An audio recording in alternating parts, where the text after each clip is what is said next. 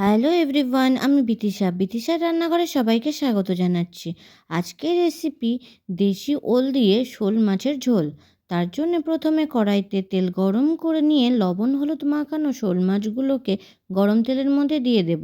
দুই পিঠ ভালোভাবে ভেজে নেব। দুই পিঠ ভালোভাবে ভাজা হলে ভাজা মাছগুলোকে এক এক করে তুলে নেব।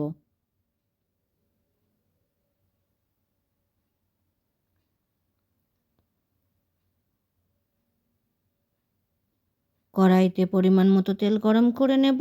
তেল গরম হলে পাঁচফোড়ন দেব। ফোড়ন ভাজা হলে দেব লবণ দিয়ে ভাপিয়ে জল ঝরানো দেশি ওল।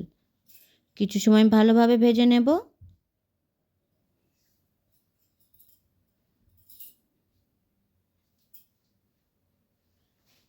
3-4 মিনিট পর দেব পরিমাণ মতো লবণ ও পরিমাণ মতো হলুদ।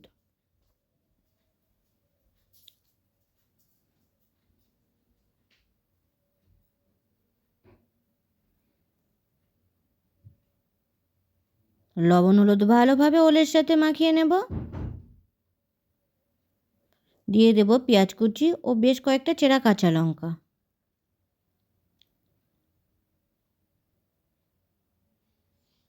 যেহেতু দেশি ওল রান্না করছি সেজন্য একটু বেশি পরিমাণে কাঁচা লঙ্কা দিয়েছি। কিছু সময় পেঁয়াজ কাঁচা লঙ্কা ওলের সাথে ভেজে নেব।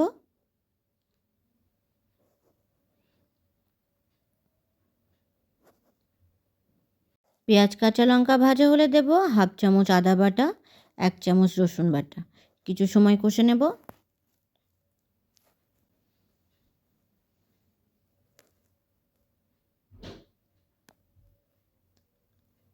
আদা রসুনের কাঁচা গন্ধ চলে গেলে দেব টমেটো কুচি।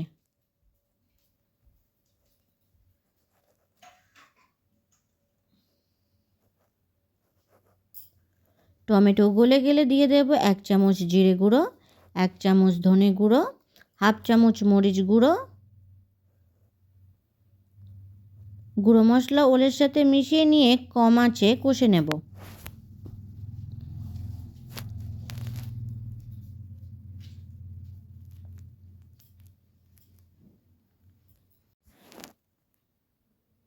মশলা ভালোভাবে কষা হয়ে গেলে দেব পরিমাণ মতো গরম জল।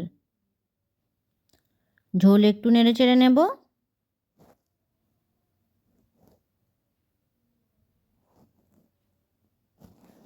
ওল সেদ্ধ হবার জন্য ঢেকে দেব। 10-15 মিনিট ভালোভাবে ফোটার পর ঢাকা খুলে নেব। ঝোল একটু নেড়ে চেড়ে নেব। দিয়ে দেব 1 চামচ শুকনো লঙ্কার গুঁড়ো। ঢাকা না দিয়ে আরও 5-6 মিনিট ভালোভাবে ফুটিয়ে নেব।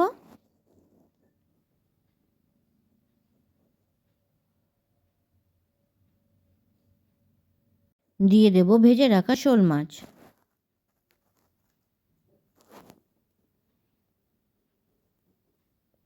মাছ ঝোলের সাথে মিশিয়ে নিয়ে ঢাকা দিয়ে আরও কিছু সময় ফুটিয়ে নেব। ঢাকা খুলে নেব। ওল মাছ ভালোভাবে ফুটছে।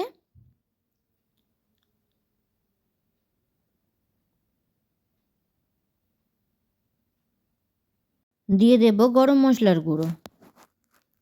ঝোলের সাথে ভালোভাবে মিশিয়ে নেব।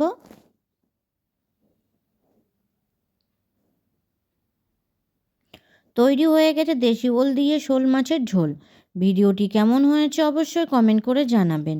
আর ভিডিওটি যদি আপনাদের ভালো লেগে থাকে তাহলে চ্যানেলটিকে সাবস্ক্রাইব করতে একদম ভুলবেন না। ধন্যবাদ।